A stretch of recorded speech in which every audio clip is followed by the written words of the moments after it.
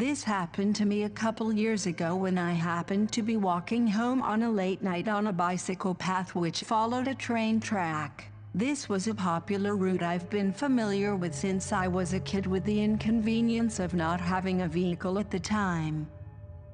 Once in a while, I did see a couple cyclers on their bikes pass me here and there, which wasn't too odd, but occasionally, I would look back to see if anyone was following me. There he stood walking a safe distance back, and I didn't think too much of it. Maybe he was getting off of work and was heading back home just like I was. I quickened my pace in hopes to outwalk him, but it seemed the faster I walked, the smaller the distance between us had gotten.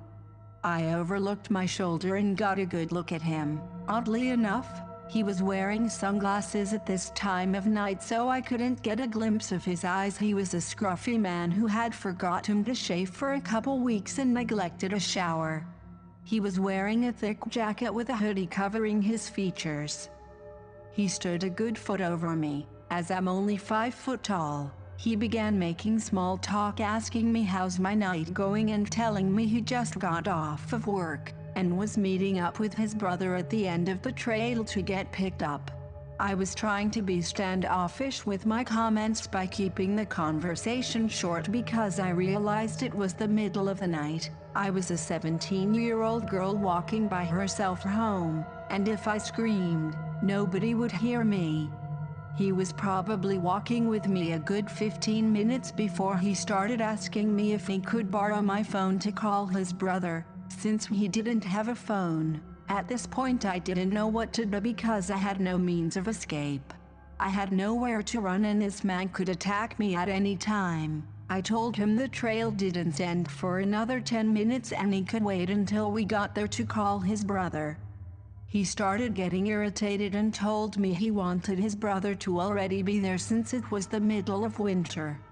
I gave in and he dialed in some numbers, and I swear this is where my stomach dropped because his conversation went exactly like this without pause. Hey, how are you doing? Yeah, just pick me up. Their work was fine and I'm doing good, so it should just be another couple minutes before I see you. I'll talk to you later. At least when you're faking a phone call, you can at least pause between your topics. After he hung up, he asked me to walk back to his place with him the other direction. I asked him what about his brother who was going to pick him up. He told me not to worry about it, that his place was only a couple of minutes away and to come with him. Keep in mind he still has my phone in his hand. I told him I was uncomfortable, if I could have my phone back, and that it was getting late. This is when I saw a turn in his demeanor. His face changed and so did the tone of his voice.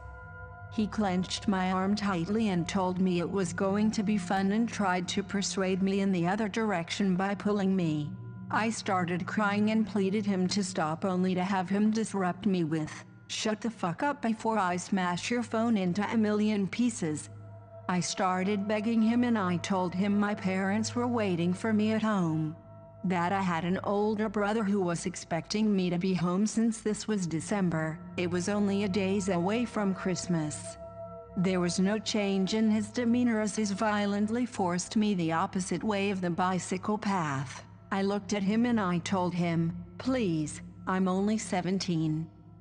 I'm applying for universities in a couple of months. I have so much going for me right now." His grip suddenly loosened and he dropped his hand. For a good 30 seconds there was just silence and I contemplated if I should have ran.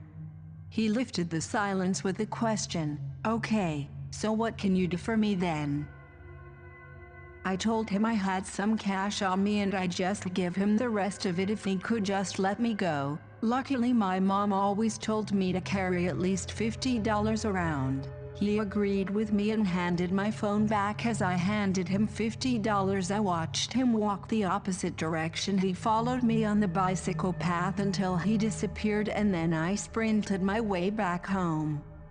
When I got back to the house and looked at my call log, the numbers he dialed were so random and didn't follow a typical 10-digit number in America. Of course they weren't real, but I just wanted to double check. Who knows what he would have done to me. So creepy guy who tried to force me to go to his place. Let's not meet again.